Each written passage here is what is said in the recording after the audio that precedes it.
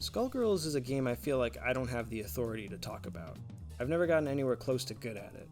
I'd like to say it's one of my favorite games, but having spent as little time with it as I have, and being as bad at it as I am, I feel like I can't really love Skullgirls in a way that a more dedicated player can. But Skullgirls was one of the few games that looked like what I wanted my art to look like. And I don't think I'm alone. It really resonated with artists and animators and was just a thing people like me were into, even if we sucked at it. Yeah, the actual story in the game was pretty forgettable, but Skullgirls managed to create beloved characters and an engrossing world just by putting it all on the screen, with some of the most gorgeous character animations and stage design in any game, let alone just fighting games. Skullgirls had earned a dedicated following of people who loved and were inspired by it, even if we barely played it. Skullgirls was also the game that made me realize that video games are made by people. Before Skullgirls, video games just kinda happened. I'd watch interviews with the developers, and I'd watch all those animation boot camps they'd hold. Lab Zero just seemed like a collection of super down-to-earth, cool people who love video games. Which is why I think so much support came out for Indivisible. The developers of Skullgirls want to make an RPG, with combat influenced by fighting games and Metroid-style exploration, as well as drawing from Southeast Asian culture and mythology, which is a part of the world most RPGs just seem to ignore. I was expecting nothing short of my new favorite game, which is why I was surprised to see Indivisible kind of disappear from the gaming discourse as the years went on. Multiple delays must have given the impression that the game just wouldn't come together, and releasing the same month as Red Dead Redemption 2 certainly didn't do the game any favors. But the delays never bothered me, because I had complete faith that Lab Zero would be able to make another great game. But whether or not they had the ability to tell a great story remained to be seen in my eyes.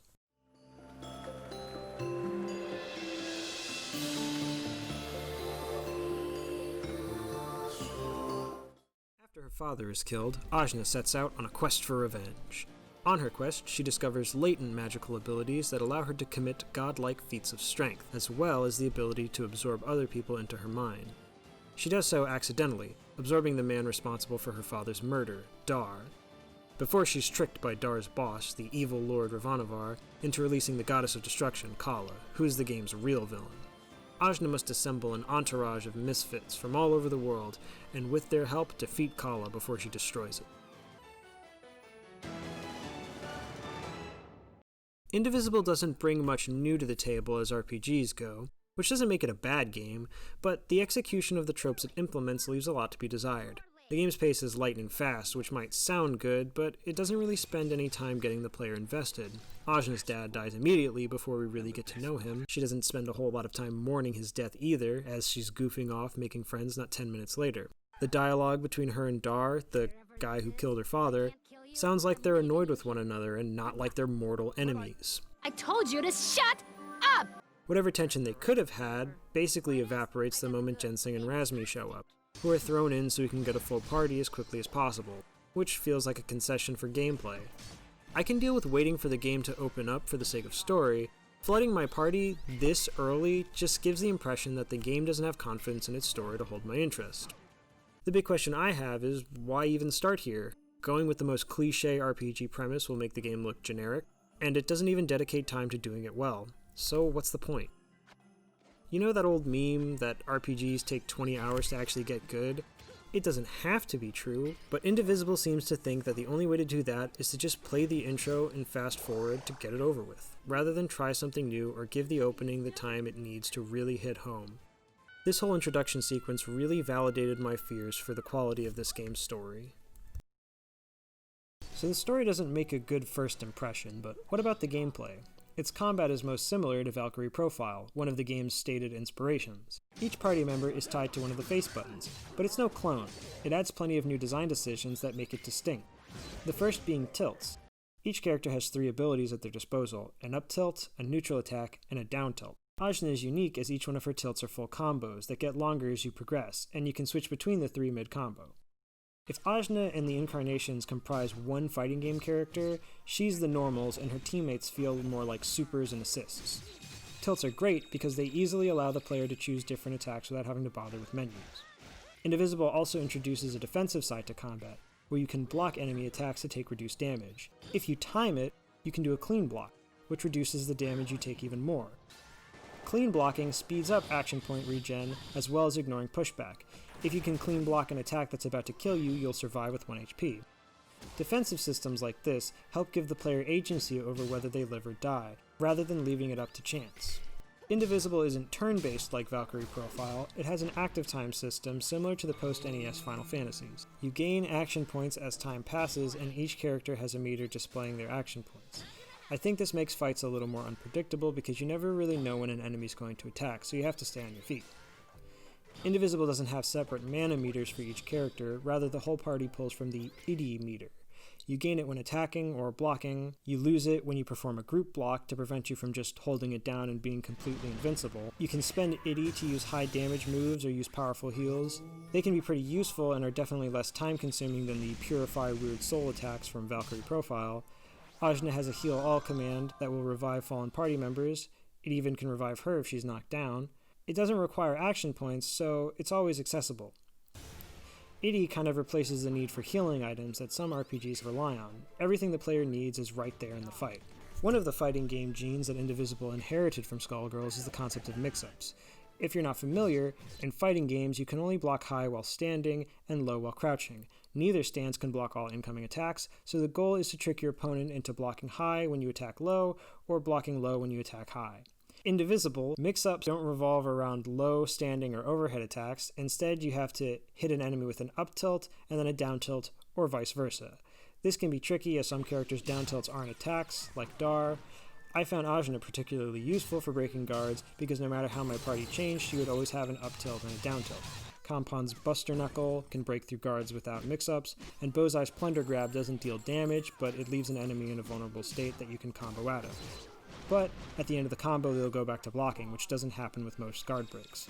The goal of mix-ups is to prevent each encounter from being mashed through blindly. The combat has a lot going for it, but has a lot of problems too. Juggling is possible and even encouraged, but nothing about the system really rewards doing it or punishes not doing it. Magical and physical attacks are effectively interchangeable for most of the game, making the moments they aren't feel like non sequiturs. Mix-ups turn what is a complex rock-paper-scissors system into just pressing up and then pressing down. The balance is all over the place, some bosses overstay their welcome, some enemies are especially resilient, and by the end of the game, nothing poses even a remote challenge. Let's start with juggling, or air combos. They're not the same topic, but they kind of go hand in hand. Why put juggling in a game like Indivisible? Well, because it's fun, right? But why is it fun? In fighting games, it's useful because your enemy is helpless in the air, and it's the only way to extend combos without knocking enemies out of range. In action games, it's useful because it allows you to maintain a combo while avoiding grounded enemies, in addition to looking really cool when you pull it off. Indivisible's juggling doesn't really have an apparent utility, as you're never at risk of getting hit while your party is attacking. It's fun, but it's not really useful in a way that just mashing attacks aren't. There needs to be a meaningful difference between mashing out attacks blindly and maintaining an elaborate combo. There are enemies who can only be damaged when they're launched into the air, which is a great way to teach the player about launchers and juggling, but it's a lazy way to make it useful. If grounded enemies had a revenge value where if you hit them too many times, they'll break out and start blocking again, or counterattack, kind of like dropping a combo in a fighting game, launching them into the air could freeze that value and prevent them from breaking out. That way, successfully juggling an enemy will feel more rewarding, and failing a juggle will have some consequences. Because as it is now, dropping a juggle just feels like, oh well, you can't win them all.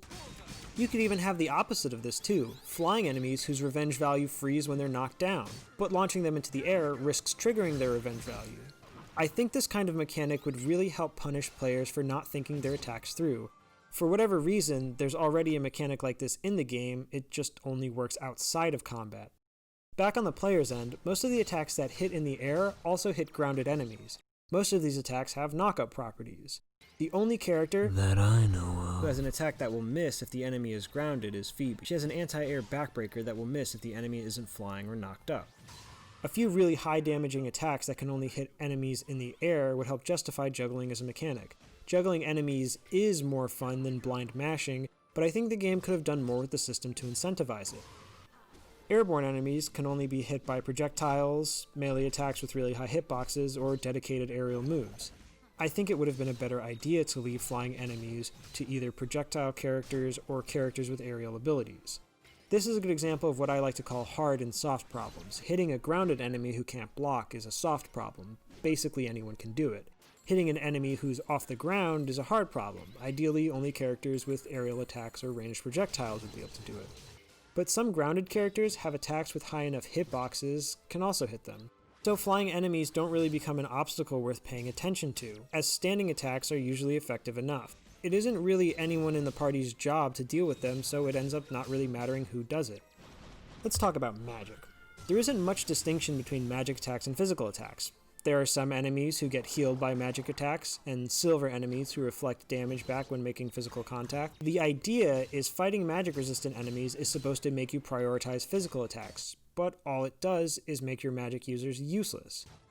I was mostly stacking physical characters anyway, and the only way I found out about these enemies was because Ashna's level 3 super deals magic damage, when her attacks are mostly physical. As for the silver enemies, the idea is that it forces you not to rely on melee characters, when in reality, it just forces you to stack projectile characters while Ashna just twiddles her thumbs. What if hitting them with a projectile made them vulnerable to physical attacks? They could be electricity themed, enemies who shock you on hit, but if you hit them with a projectile, their electricity would go out. Or what about enemies who have magic absorbing shields that can be broken by physical attacks? Fighting games focus more on connecting your first hit. What you do after isn't as important as long as you maintain the combo. I know Indivisible isn't a fighting game, but I think that mindset would work better for it than the way RPGs traditionally handle weaknesses. Or what about giving Ashna some magic damage in her core moveset after gaining her Haruka form?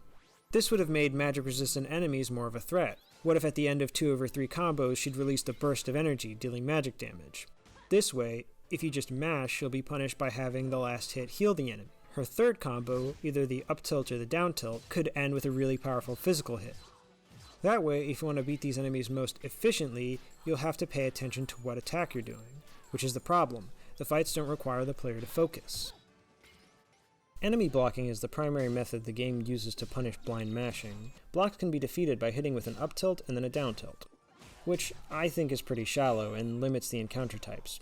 It does require the player to focus more than enemies that don't, but the up and down motion just feels like trying to emulate a proper mix-up system, but without any of the depth or variety that it could bring.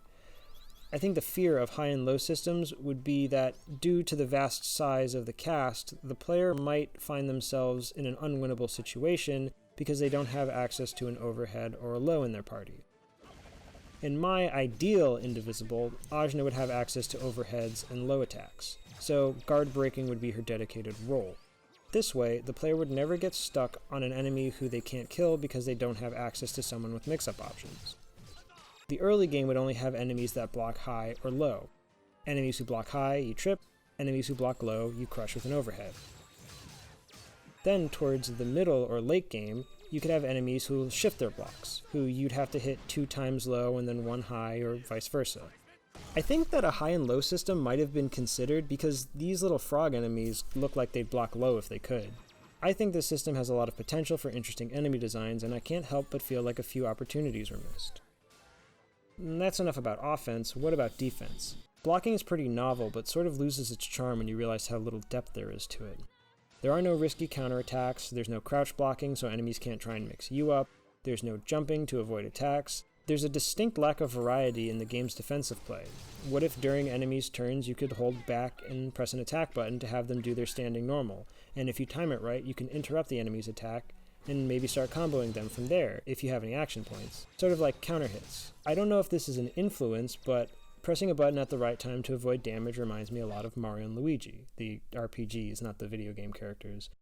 What separates that game from Indivisible is that there were a variety of defensive mini-games that changed depending on the enemy. You'd have to jump over their attacks or hit them with your hammer and plenty more. Proper timing would result in a counterattack, and the timing on each ability was subtly different. Some attacks have to be clean blocked, which can be tricky. Some enemies grab you and you need to delay a button press to tech out. Some attacks require multiple characters to block, and some attacks just lie to you and hit the person they weren't targeting. I think the blocking system works more if you don't take defensive ring cells, as blocking becomes more important because of the higher damage you take. With the defensive ring cells, the defensive play doesn't matter because you just don't take as much damage. Keep in mind, it's easy for me to criticize the system when implementing my ideas would require a crouching animation, a crouching idle animation, a crouching hit animation, a crouch block animation, a jumping animation, a falling animation, a jumping, getting hit, and then falling animation for every character in the game. When you take that into consideration, it makes more sense why they wouldn't want to do this. Whether Indivisible needed as many characters as it has is a topic I'll get to later. So, what about getting health back? Jensing and Thorani have easily accessible heals that can restore health without draining Idi, but I rarely found these characters useful because Ashna's built-in heal is so effective. I like that using it requires a full meter, so as you require more Idi, the cost gets greater, making that full revive get further and further away as you progress. It's a good and rare example of the player's progression actually making the game more difficult. But it was never such an issue that I'd switch to using dedicated healers. If you wanted to make it more punishing, then one option is mana charge, or I guess Idi charge. In Kingdom Hearts 2, depleting your mana will place you into mana charge, where you just can't cast spells until it's refilled.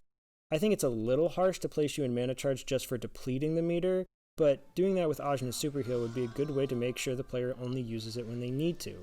The charge meter would refill faster if you land clean blocks and by attacking enemies, as well as depleting over time. This would make dying in combat have more consequences, as reviving would prevent you from using Idi until your meter comes back. The only time I used the dedicated healer was in a certain giant monster boss fight towards the end of the game, and the only reason I did that was because Ashna isn't even in your party for that fight. One healer on my team is one less person dealing significant damage each turn, especially because Razmi has a modest heal as her level 1 super, in addition to having decent damage output. I found Thorani to be especially useless. Her basic attacks deal low damage and are so slow they'll outright miss enemies. At least Jensing's basic attacks increase the power of their heal. You can leave pools of water that heal your party, which would make sense in a game where you have immediate control over your character, but in an RPG it just seems like an extra step as opposed to just pressing the heal button. I'm sorry, Thorani, your puddles are useless and your hair is stupid. While I'm proud of the suggestions I've made to the combat, it's totally possible that Lab Zero thought of these ideas, implemented them, didn't find them fun, or thought of them and didn't think they were fun enough to implement. And even if neither are true, there's no guarantee that this would suddenly make the game more enjoyable. These are just the solutions I propose to what I perceive as the weaknesses of Indivisible's combat. The second act of the story begins with an excruciatingly long and boring cutscene of Angwu explaining everything in the entire world to Ashna. She learns that her parents, a giant robot, and whatever Angwu is, defeated Kala 16 years ago. They found Kala's third eye on top of Mount Sumeru, and for some reason it turned into a baby. That the only way to defeat Kala is to make a bunch of friends and use their combined strength to kick her butt. And in order to get to Sumeru, they need to open a series of gates located in one of each of the major city-states. There's this one-off line where she says that Ajna's dad was born in the previous cycle, which honestly raises more questions than it answers. This whole sequence takes like 20 minutes, and it doesn't help that Angwu's sassy old crone dialogue just doesn't match the sleepy delivery of her lines. This is the trouble we're living in the Tower of Wisdom. People come to you for all kind of petty things. Indivisible sets up what is effectively its entire plot in this cutscene, and it's just all exposition without an ounce of cleverness. Before Ajna sets off, she offers her companions a chance to return to their homes and abandon the mission. Naturally, no one does. Dar speaks up and tells Ashna that he wants to fight alongside her to atone for his sins, and she reluctantly lets him. This signifies the turning point in his character. He abandons his loyalty to Ravanavar and is now trying to make things right. While I like Dar, I think this would have had a little bit more impact if Ravanavar was still around causing trouble, and there was still a fear of Dar becoming evil again, because it isn't much of a choice to abandon your loyalties to a dead man. This is basically the end of Dar and Ajna's nemesis-ism, and he mostly serves as her right hand from this point on, but she usually ignores him. With that, our heroes set off to see the world. In the Iron Kingdom, we learn that the evil Queen Mary is trying to build a giant robot to fight Kala, which honestly sounds pretty cool. We meet Kampon, who doesn't join our party but does offer to help us out. Then, Kanul has us meet Nuna and learn that her queen is trying to seal her people away to protect them from Kala. Finally, in Tai Krung, we meet Jensing's parents, as well as the enigmatic superhero Naga Rider, and we learn that Tai Krung has a drug problem and that Thorani's bitter ex is the kingpin behind it. At the end of each route, you'll find a dead end, because this is a Metroidvania game, apparently. This is a completely arbitrary interruption that causes the pacing of the game to jar to a halt. You need to learn a vault ability to proceed in Kanul. Kampon does this in the Iron Kingdom, but Ashna just learns it herself. You need the Flower Shot ability that disables spikes to progress in Tai Krung. You learn it in Kanul, but Thorani is the one who teaches it to you, who's also the person who tells you need to go somewhere else to progress. It just feels like you have to track back and forth for no reason. I think this would be way better for the game's flow if the players could just run through and complete these sections like the video game levels they are. These levels don't really amount to much other than Ashna doesn't listen to her friends and only ever makes the situation worse. They end with Ashna activating the Chakra Gate after defeating that episode's villain, and then Ajna's friends explain why what she just did was wrong, which reflects more poorly on them than it does on her. Dar is the only one who speaks up and is soundly ignored.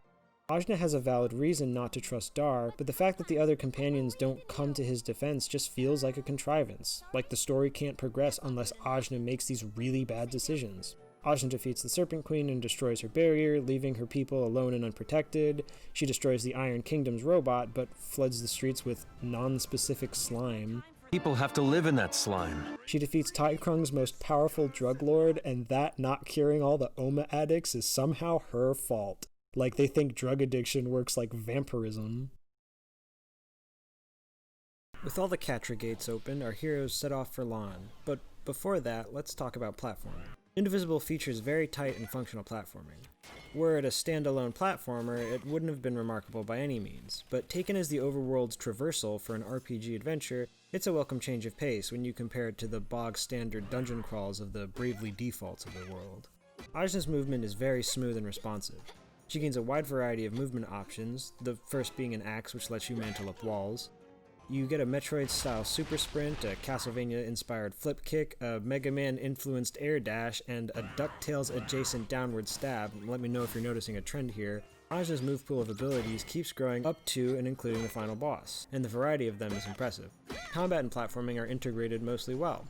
There are these little cherry gumdrops that you can collect to either put into defense or offense. Defense just decreases the damage you take on block, while offense gives you more action points per turn. Action points cost more ring cells but are way more useful. Every platforming tool also has hitboxes that can be used on enemies in the overworld to initiate combat, which is a really good idea. I think that enemy encounters are a little too easy to ambush. I was able to get the drop on basically every enemy by sliding into them, or hitting them with an arrow and then sliding into them. I say it's too easy, but I've had multiple occasions where I do the flip kick into an enemy and just start wailing on them and combat still didn't start. I'm not sure if the flip kick just can't initiate combat or what. I like that it's skill-based, I just think that it could be a little more difficult. I won't say enemies never got the drop on me, but it's definitely in the minority. What felt a little forced to me was the bosses all including platforming segments. Each one has a segment that zooms back out and forces the player to avoid some attacks or use your tools to get back into combat. I think this is a good idea and would have been fun for a few novelty fights, but it applies to basically every major fight in the game and just starts feeling like an interruption to the actual fight. The inconsistent cutting music tracks don't help make the disparate sides of the fights feel contiguous.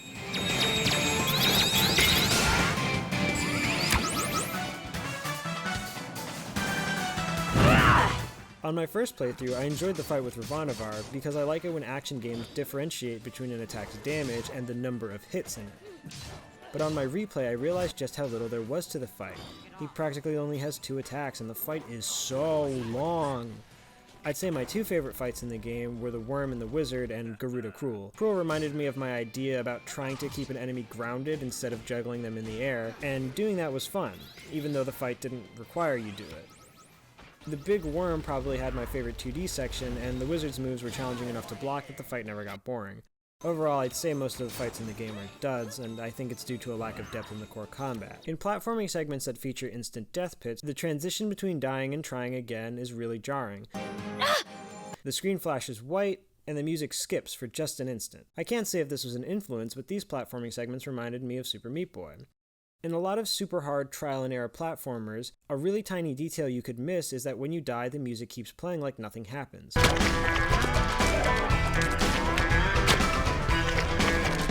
This helps preserve the player's flow state. If there's a change in audio, it feels like there's a change in the situation, and if the audio doesn't change, the player won't notice as much, and will just try again. I don't have epilepsy, and I don't know if the white flashes would be strong enough to trigger a reaction, but it did start to hurt my eyes during long play sessions.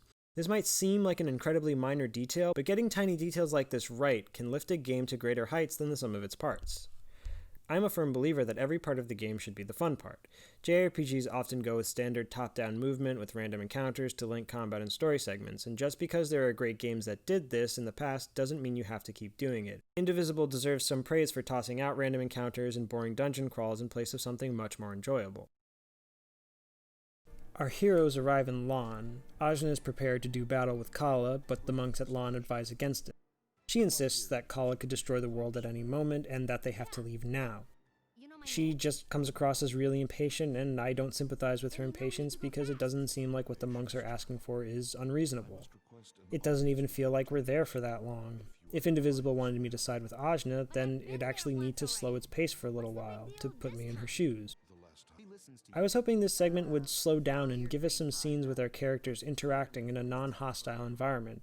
But, like Ashna, Indivisible just dashes past everything to get to the action. She confronts the head monk and is ready to fight him, but Dar stands up to her. She gets past his wall of rocks, which by Navarre law means that he has to do what she says. I really think this should have been the moment where Ashna's friends stood up to her for once. She's making the wrong decision, and there's no reason they shouldn't try and stop her. You're not ready for this is the consensus, and yet they just do nothing at all to stop her. It's frustrating. What if Ashna's friends were super serious about not letting her go? Like, what if you as the player could go up to Mount Sumeru, but they would all just stay behind? Or what if you had to fight your entire party as just Ashna, and it starts off seeming doable, but you quickly get overwhelmed? Going up to Sumeru isn't the only option. The incarnations are Ashna's source of power, but they never try and use that power over her, which just winds up making them feel incredibly passive, like they might as well not be there. After a pretty challenging hike up Sumeru, we reach Kala, who snares Ashna, and in order to break out, she turns into a great behemoth, and proceeds to chokeslam Kala off of Sumeru for the next 30 minutes. We then take control of our party without Ashna, trying to snap her out of it. Instead of trying to deplete the boss's health, you build up her itty meter, and each time she releases a devastating blast of energy, making you complicit in her war crimes. Nothing they do is able to wake her out of her trance, until... Ashna! You almost hit Lon! You have to stop! She won't stop. She barely even knows we're here. But I can stop her. Ashna! I'm sorry! For this and for everything else! Earth! Give me strength!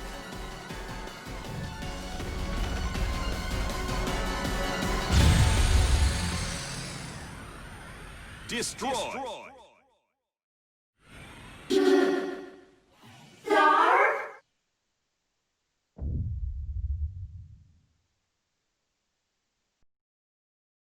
Ashna wakes up after a week, surrounded by about half of her incarnations. A bunch of them had to go do other stuff. One of them was incinerated. They give her a pep talk before she sets out to try and fix everything she messed up. She stops Garuda Cruel from doing whatever he was up to, and helps Thorani cure the city's drug addiction by giving her mana. Why she didn't do this before, when it only takes like 10 seconds, is beyond me, but... Taikrung has been purified. The Oma addictions are under control, and the people are returning to some semblance of normalcy. We don't see it, so we'll just have to take their word for it. We reconcile with Kampon after she betrayed us. Ashna doesn't need to be convinced by someone who betrayed her the last time they spoke. Good thing Ajna's just not one to hold grudges, I guess. Ashna helps Mary by beating her up in her slime form, and then they find out Mary was only colonizing other civilizations because she misses her dad, you guys. Which shows kind of a lack of understanding on how colonialism works. I appreciate the attempt at a sympathetic villain, but it just doesn't add up. She decides that the heart comes between the head and the hands, and from now on is going to be nice. Ashna apologizes to the Serpent Queen, showing down with the vengeful Cheatsy. After defeating her, she and the Queen reconcile. That's basically all that happens in Kanul, so then just go back up to Mount Sumeru and fight Kala, because it worked so well the last time. Before we ascend Sumeru, there's a scene of Ashna looking at the destroyed temple.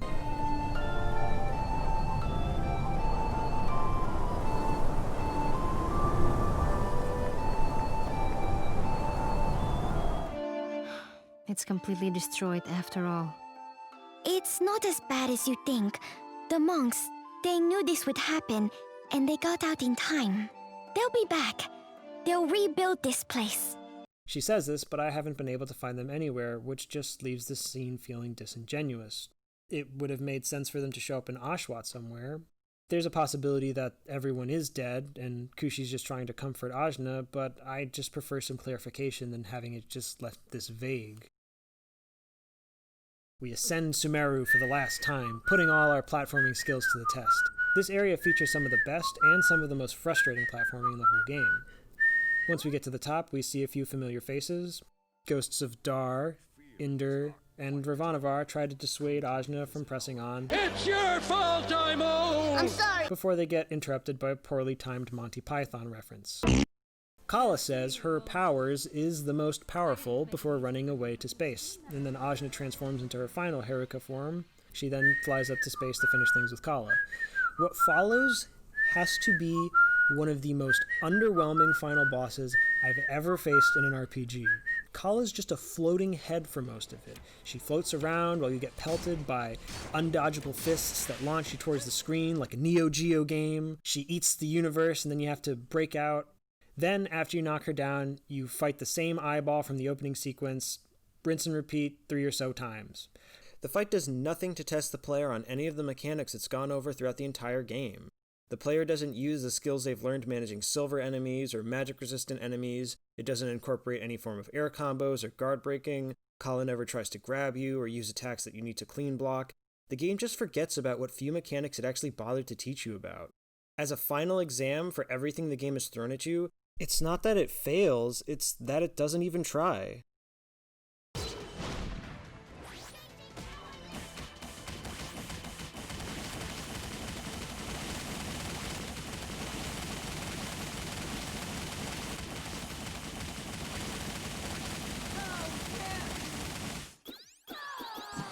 Kala tries to eat the world again, but you escape by teleporting inside of your own mind!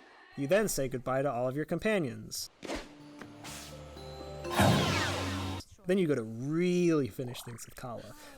The last fight is avoiding a series of attacks in platform mode, before blocking a string of attacks in combat mode.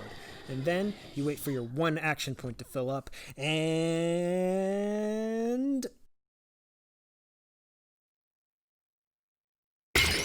you don't even get to, wail on her with a big finishing attack. It's such an anticlimax. The most iconic part of JRPGs is showing down with a big Renaissance painting of God, to the point where it's been a meme for years. And Indivisible isn't instantly a bad game because it doesn't have this, but its alternative doesn't meet the difference. I try not to theorize about what happened during the development of a game because I wasn't there, but I can't shake the feeling that this is some weird compromise and that Lab Zero wanted to do something more ambitious and it just wound up getting cut. But I've failed them. I've failed myself. I've failed this world. Look at all the pain and suffering the people go through. But they get through it together. They work hard and push through adversity to create something wonderful in the end. Sometimes adversity is what helps them make something beautiful. So... I will merge with you. On one condition. We reincarnate, together, and see what this world holds. Not by making it perfect from the outside, but by doing our best from within. Imperfection being what makes the world beautiful is a fine message, but it feels last minute, and I don't see what it has to do with the rest of the game. It's too late to try and make Kala a character when she's just been pure evil up to this point, and dividing Ashna from her companions, ooh, you like that? Dividing? You like that word choice? Dividing Ashna from her companions for the last fight really gives a sense of how unnecessary they all are. They're just accessories to her story, and they don't matter. The ending is not satisfying, which is a shame because I think a good ending could redeem a story's weaker moments. This is the end. Indivisible is over.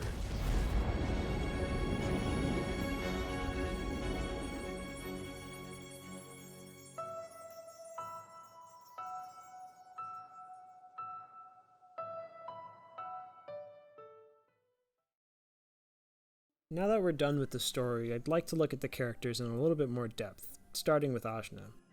I was really hoping that Ashna would end up joining the ranks of iconic video game heroines, but it's looking like that won't be the case. I don't like Ashna. From a character design standpoint, I love her. She looks like the kind of hot-headed tomboy I'm usually here for. I was expecting her to be a serious badass with the sweet side. Her design always reminded me the most of Ryuko from Kill la Kill.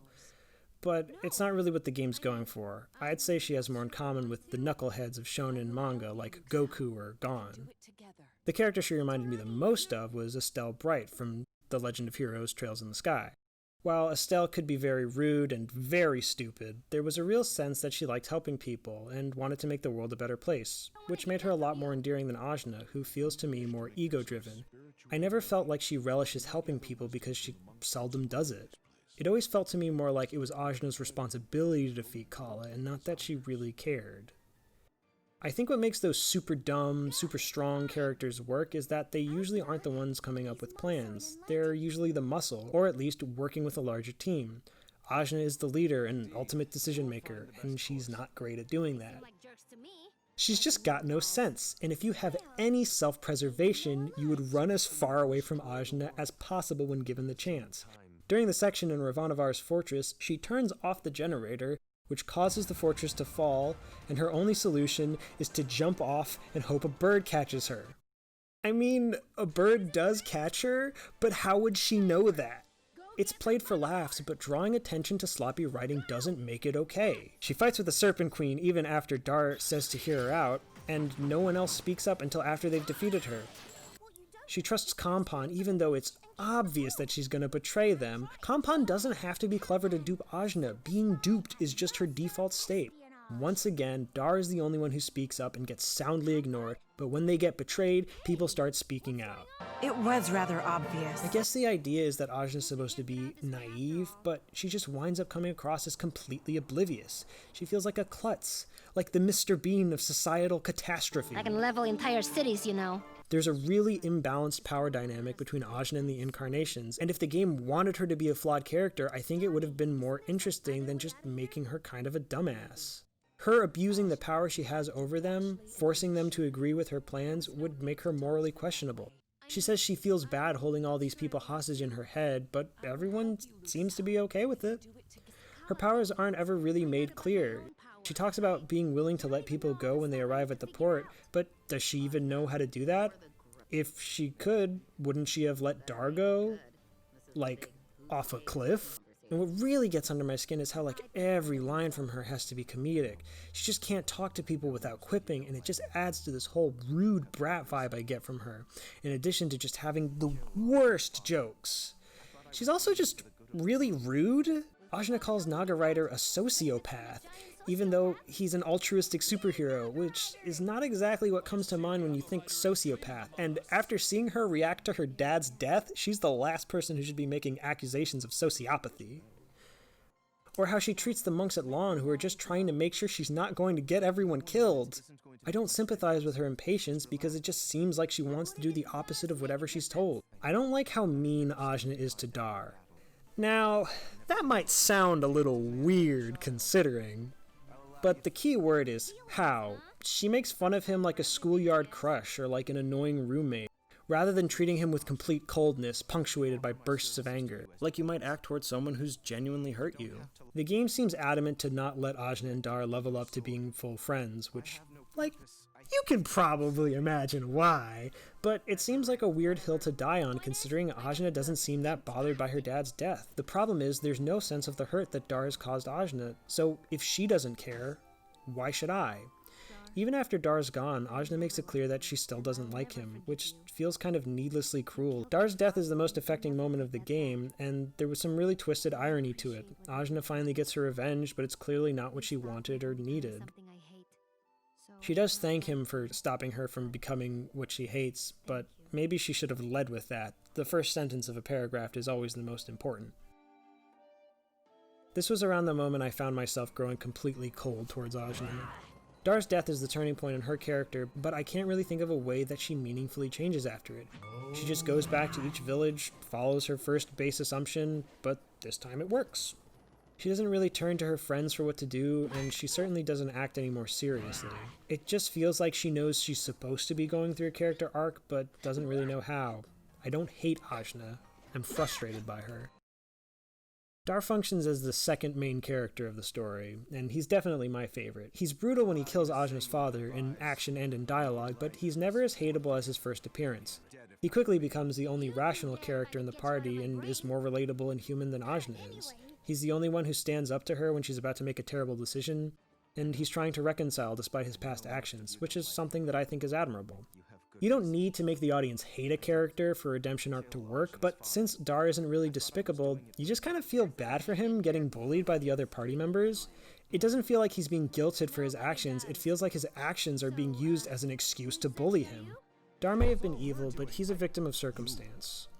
Ashna's lack of empathy doesn't feel like a deliberate attack to try and hurt him for what he's done, it feels like she doesn't know how to empathize with anyone.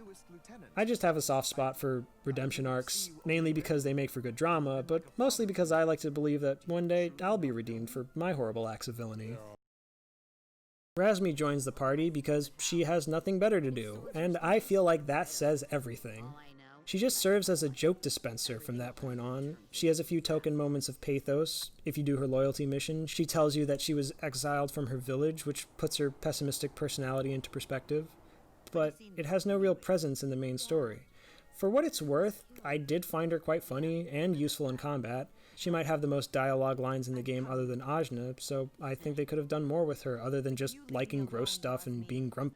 Her last moments with Ashna are genuinely sweet and give hints that there's more going on, but it's all we really get. She just doesn't end up feeling like a real character. Zebe is the type of character who I dislike the more I think about him. He wants revenge on Ravanavar for killing his friends, but never really brings up his murdered comrades after his introduction. He's ready to fight alongside Ashna, but the moment he finds out she's Kala, he turns on her like that. Afterwards, anytime Ashna says anything to him, regardless of how benign it is, he responds with, "Don't think this means I've forgiven you." Let's give that a try. Thanks, Zebe! Just want to leave as quickly as possible.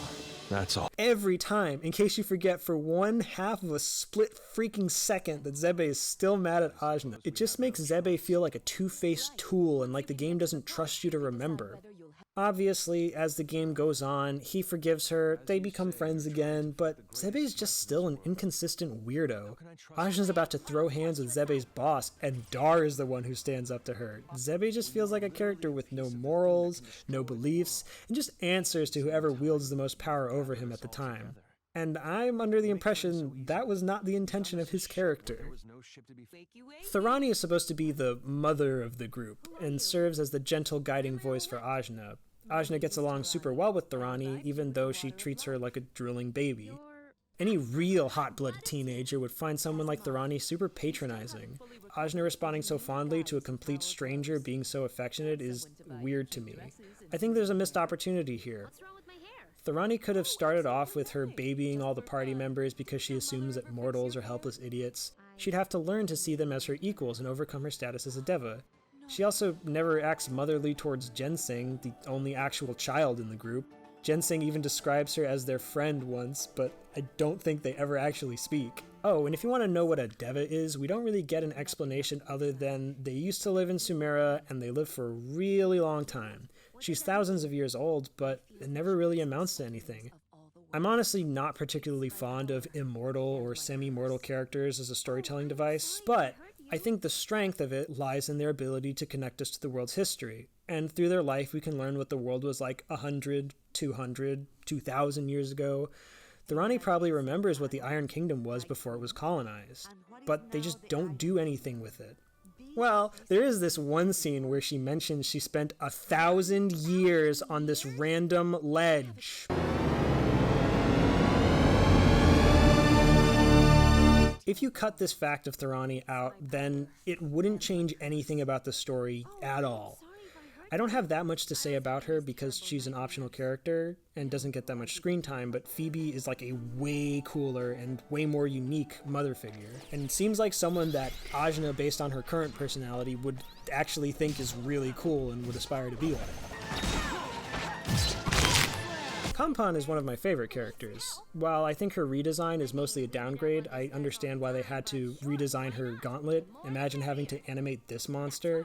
The reason I still enjoy her despite her design change is that she's a great foil to Ashna, to the point where I wish she was a little more important in the story. Ashna's power comes from natural physical strength, while Kampon uses technology. Ashna is allegedly altruistic, while Kampon is more, let's say, self-motivated. Kampon is very Western, Ashna is very Eastern, Ashna is dumb, Kampon is smart. They mirror each other in a lot of fun ways, which makes their friendship a little more believable. Her betrayal is way too obvious and might have had a little more weight. If she joins your party, you get to spend time with her, and then she betrays you.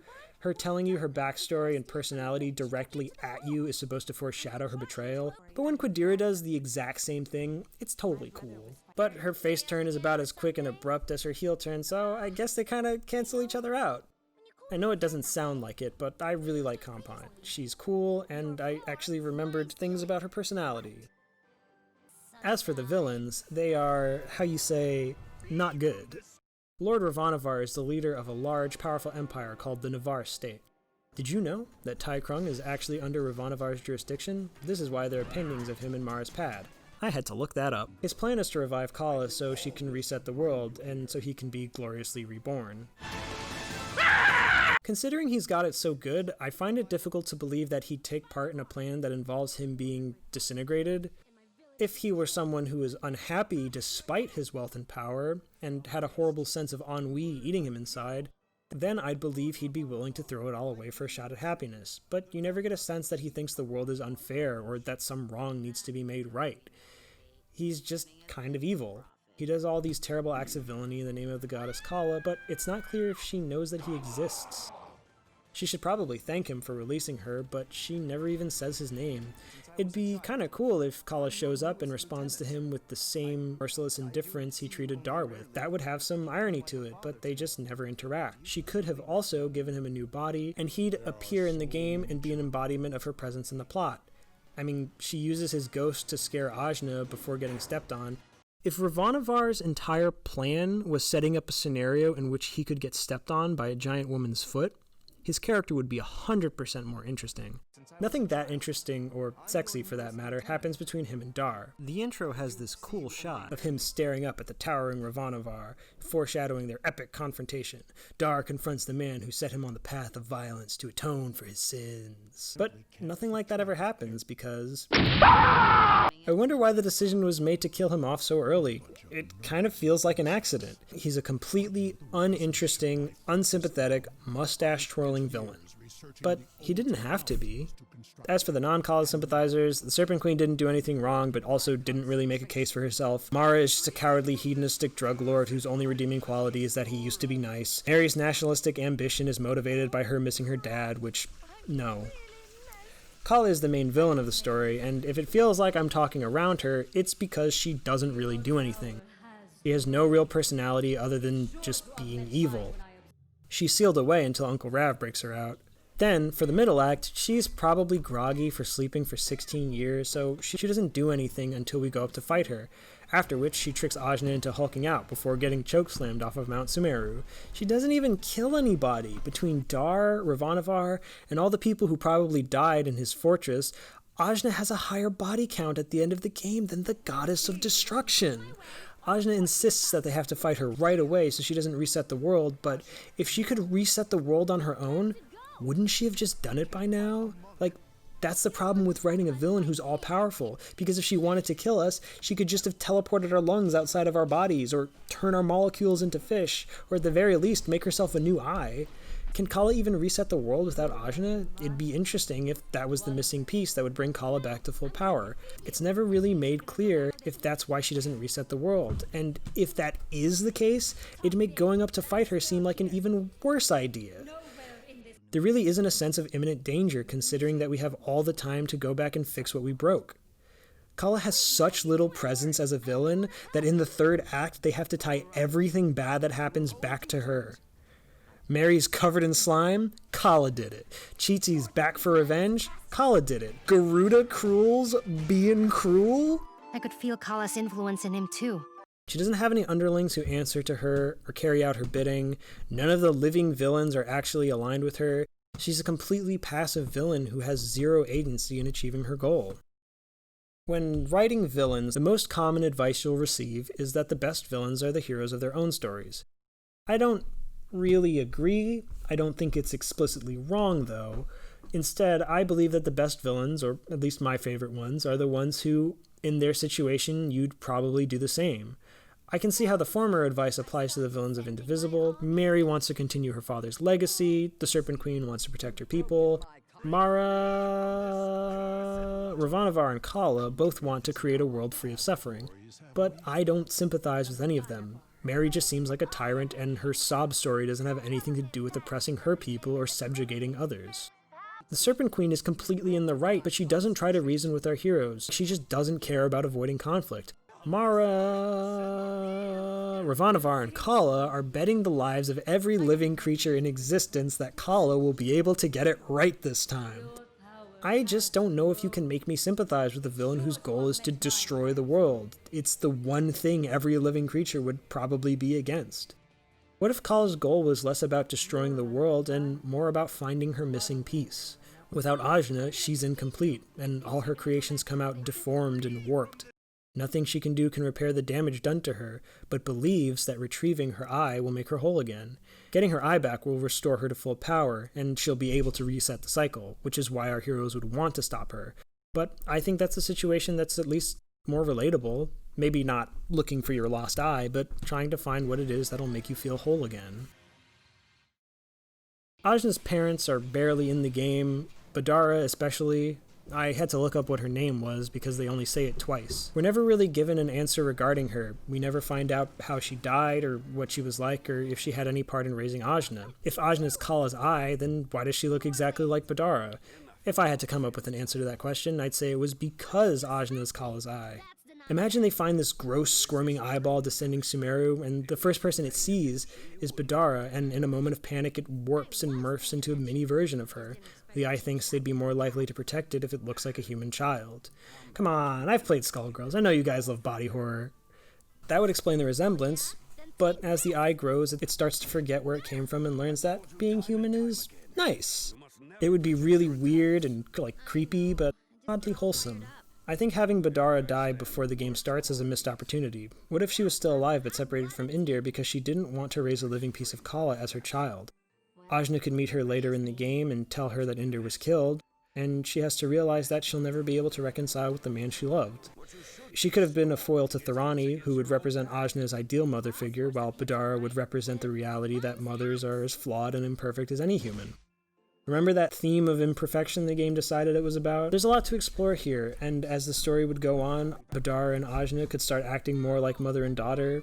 The dead mom trope has been done to death, and it's just a lazy pass out of having to write an actual character, and Indivisible has an ample amount for Badara to contribute to the plot in ways that its extraneous cast do not. Let's make like the game and forget about Badara. What's going on with Indir? Why does he age 40 years after fighting Kala? He doesn't even look like the same person. He lost an eye, he's covered in scars, in addition to having a completely different build. Why does his hair turn white after fighting Kala? I thought his hair was white because he was old. He used to be like a pretty boy spaceman with a ray gun and a friendship bazooka.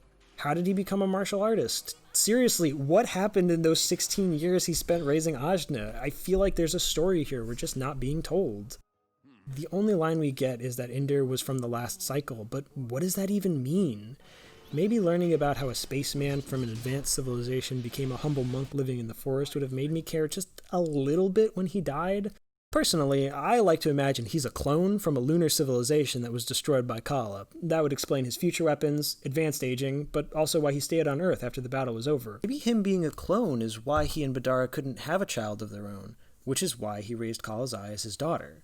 It would also explain why you never see the moon, ever. I'm not a fan of throwing characters out just to characterize the hero. I believe storytellers should treat each character like their story is worth telling, and not like they need to be knocked out of the way to get to the interesting stuff. A lot of Indivisible's shortcomings, both gameplay and narrative, tie back to its inflated cast. Why did Indivisible need to have 21 and counting party members? I don't see what Indivisible stands to gain from its congested cast. The only reason Indivisible had to have this many characters is because they promised this during the crowdfunding campaign. But why make that promise in the first place? Because I'll tell you what Indivisible stands to lose by having this massive cast. This many characters means it's difficult for each to have a meaningful impact on the plot. What does Quadira contribute? What does Bozai do other than have a boat? If a character doesn't contribute to the plot, then why are they here? They just become gameplay tokens. In the most mechanical terms, that's always been true, but I've never seen it done so blatantly, and certainly not in an RPG before. One of the benefits of having this many characters is the diversity on display. You might argue, foolishly. And there are a variety of characters who hail from different cultures, and about as many men in your ranks as women, not to mention that the protagonist is a woman of color. Yan is missing her arms, which I assume is due to a congenital defect, and Sang-Moo is implied to be on the autism spectrum, but seeing as she's not in the game yet, she doesn't count. There's only one openly gay character, one bisexual character, and one non-binary character, and to my knowledge, no trans characters among the incarnations. I want to make a case for why everything I just said isn't inherently a good thing. It's not a bad thing, but by itself it's just checking a box on a list. I'd much rather have one well-written and interesting minority character than a group of shallow ones. With a tighter cast, you could keep the diversity, but give them something to do. I think quality was confused with quantity when it came to developing these characters. Indivisible probably stands the most to lose from its gameplay due to its cast. It means combat can't have features like crouch blocking or jumping because it would drastically increase the animation workload. It means characters can only have 3 core moves to their kit, and that not every character gets to have super moves. It means bosses can't be designed around who's in your party at the time, so most characters don't get utilized in interesting ways. There is mid-combat character switching, but it's done through a menu, and there's no on-the-fly assists or tagging in. Indivisible ends up being a game of solved problems and solved solutions. Everyone can basically do anything, so what you do doesn't matter. And it needed to be designed that way so players wouldn't get stuck for not having the right party members. An over-reliance on solved problems usually happens when a game is designed around a large roster of varied characters, and usually doesn't in a game with tighter design focus. If Indivisible cut it down to 6 or 8 characters, 10 at the absolute most, I think it would have been able to give each character time to be introduced and gradually fleshed out. Each character would be able to have more moves and abilities. You can even have characters progress and gain new abilities, giving leveling up some real meaning that it lacks. Because your selection of characters is limited, each could fill a really tight role. That would make the player think more critically about which moves they use and when. I'm not sure why the decision was made to go for this massive roster. I can't say if they cut down the characters it would instantly fix my problems, gameplay or story-wise, because games are more complicated than that. But I can say that for how large an investment 21 playable characters is, I don't think the game is any better for it. I want to stress that I'm not saying a game can't work with a really large cast, I just don't see it as one of Indivisible's strengths.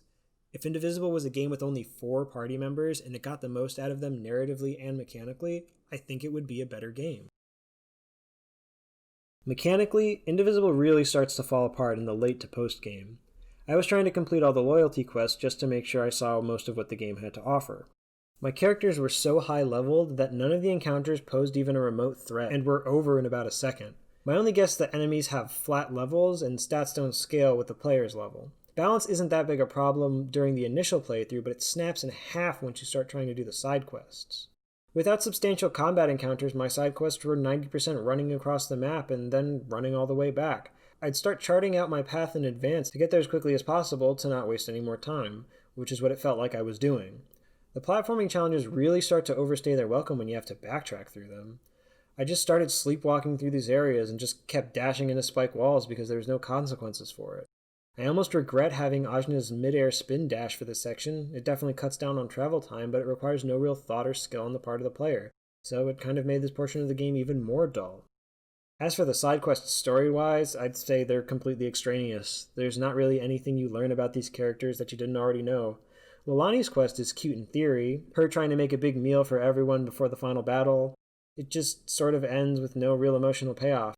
Kampon grew up poor, so she just steals some guy's money before giving it to exactly 3 people. Okay. The only one who really informed their character in a meaningful way was Razmi, whose backstory is pretty sad but has no real bearing on the larger plot. During this portion of the game, all of its worst aspects really come to the forefront and the game just crumbles in your hands. The unique combat system is almost non-existent, the platforming is just retreading the same areas over and over again, and the narrative rewards are just completely unsatisfying. And what combat there is are just palette swaps of existing enemies and bosses. If you decide to play Indivisible, I strongly suggest you skip the side quests. I did all of them, and the only fun I had was at the end of Ren's side quest where you kill his mom. And Ashna is just cool with it. I mean, you think she, of all people, would take issue with killing one's own parent, but I mean, it's not her mom. So where does that leave us? Saying the story is average would be generous. It doesn't make for good first impressions or have a satisfying ending. It has a frustrating heroine, an absent villain, a bloated cast whose likable characters are vastly overshadowed by characters who contribute next to nothing. There's fun to be had with the combat, but it doesn't really reach its full potential, and can be brute forced more often than not. The platforming is enjoyable, but it's not enough to make it. The exploration aspects only add interruptions, the world feels like it was made in a week for a video game as opposed to a real world with centuries of history, and I can't really find a cohesive theme to bring it all together. Indivisible just feels like a game that's confused, and has so little time and resources to tell its story and to show its world that it doesn't know what to do with any of it. I don't want to undersell the monumental effort this game has been, or the hard work done by the people at Lab Zero. I've been very critical in this video, but I want to be clear that the only reason I'm so harsh is because I want Indivisible to be the best game it can possibly be, and I'd never put this much effort into a game I don't care about. I want it to be a game I can recommend to my friends, and I want to say that it's a game worth your time. I feel like part of the reason so much support came out for Indivisible is because in Lab Zero's success, artists and animators saw their own successes, or maybe I'm just projecting. With that said, you might be able to see why I'd want Indivisible to be a success. It looks like Lab Zero is planning to stick this one out and see where it goes. Here's hoping this isn't the last we hear about Indivisible. Thank you for watching.